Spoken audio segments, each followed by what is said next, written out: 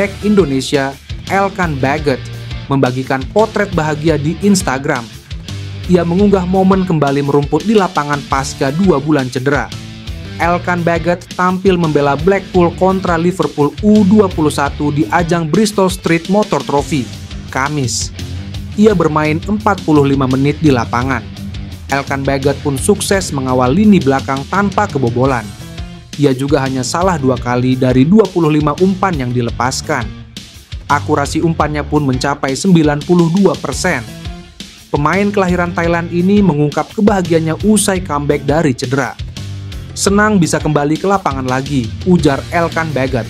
Meski begitu, Elkan Bagot kembali tidak mendapat panggilan timnas Indonesia untuk melawan Jepang dan Arab Saudi pada kualifikasi Piala Dunia 2026 zona Asia. Shin Tae-yong selaku pelatih memilih pemain-pemain bertahan langganan seperti Jay Itzes, Mace Hilgers, Justin Hubner, Rizky Ridho, hingga Jordi Amat. Maarten Paes dan Justin Hubner memamerkan tukar jersey setelah keduanya bertemu di Jakarta untuk menjalani TC Timnas Indonesia. Personel Garuda dijadwalkan berkumpul di Jakarta pada Minggu. Beberapa pemain tiba lebih cepat dari jadwal yang ditetapkan. Maarten Paes sendiri sudah tiba di Indonesia sejak Rabu. Kiper FC Dallas itu memutuskan liburan ke Bali sebelum ikut TC di Jakarta. Adapun Hubner tiba sehari lebih awal dari jadwal TC yang ditetapkan. Keduanya sudah bertemu di Jakarta dan saling bertukar jersey klubnya masing-masing. Hal tersebut diketahui lewat unggahan Maarten Paes via Instastory pada Minggu. Paes memberikan jersey Dallas miliknya bernomor 30, sementara Hubner menyerah jersey Wolverhampton Wanderers bernomor 67. Paes dan Hubner masuk daftar 27 pemain timnas Indonesia untuk menghadapi 2 pertandingan putaran ketiga kualifikasi Piala Dunia 2026 di Stadion Utama Gelora Bung Karno, Jakarta. Indonesia akan lebih dulu menjamu Jepang pada Jumat dan dilanjutkan melawan Arab Saudi pada Senin. Saat ini Indonesia menempati peringkat kelima klasemen sementara grup C kualifikasi Piala Dunia 2026. Dari 4 pertandingan, tim asuhan Shin Tae-yong sekali kalah dan 3 kali imbang. Dengan tersisa 6 pertandingan lagi, Indonesia harus memanfaatkan semua laga kandang. Karena itu laga melawan Jepang dan Arab Saudi sangat penting untuk mengamankan posisi. PSSI menargetkan minimal timnas Indonesia finish di posisi 4 besar. Kabar yang dinanti-nantikan oleh para penggemar sepak bola Indonesia akhirnya tiba. Ole Romeni, striker berbakat yang saat ini berkarir di Eropa, secara resmi menyatakan kesediaannya untuk memperkuat tim nasional Indonesia. Keputusan ini tentu saja menjadi angin segar bagi skuad Garuda, yang kini semakin solid di lini depan dengan tambahan talenta seperti Romeni.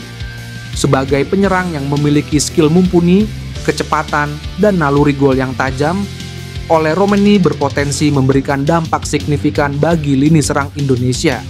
Kemampuannya dalam mengolah bola dan menciptakan peluang dari berbagai situasi menjadikannya ancaman serius bagi pertahanan lawan.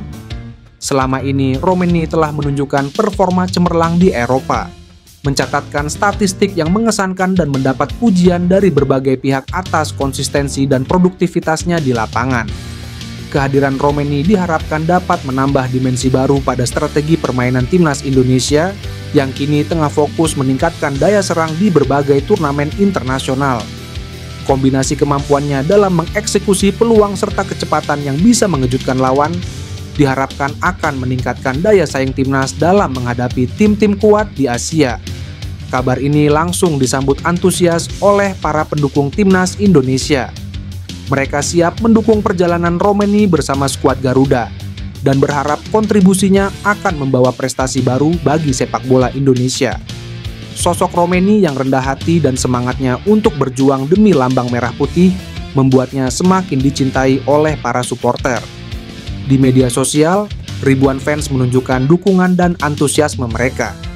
Tagar Takshak Welcome All dan Joachim Garuda Bersatu pun sempat ramai di lini masa, menunjukkan betapa besar harapan penggemar terhadap kehadiran Romeni.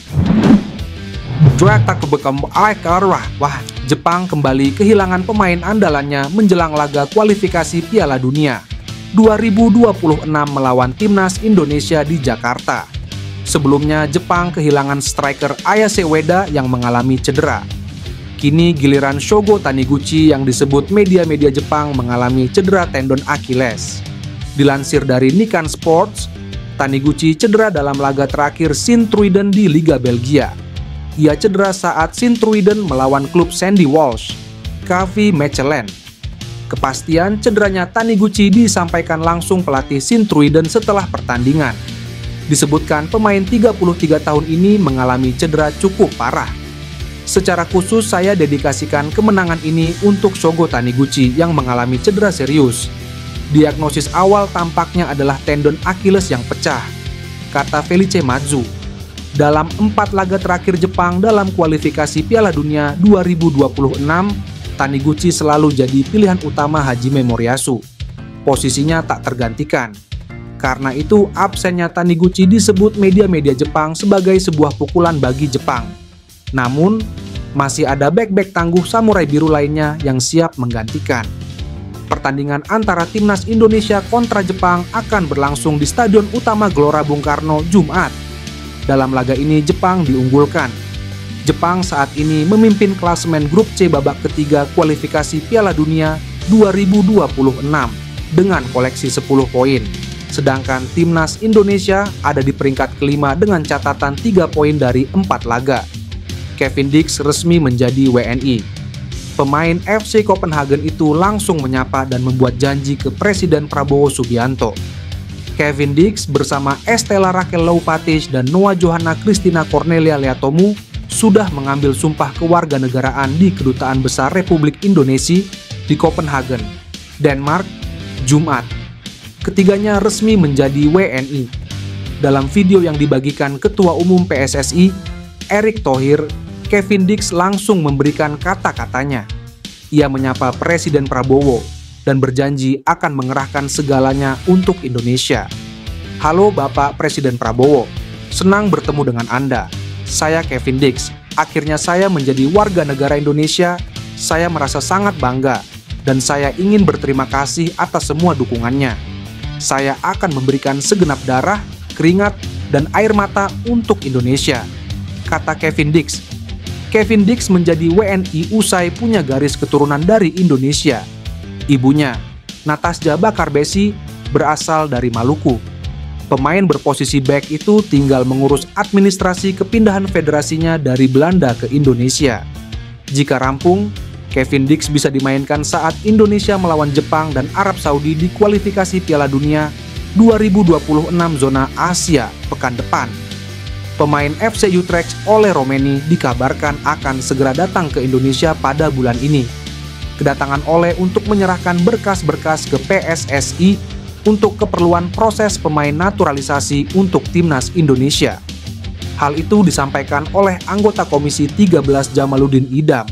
Selain Ole, Mauro Zylstra juga sudah menyerahkan berkas-berkas ke PSSI untuk proses menjadi WNI.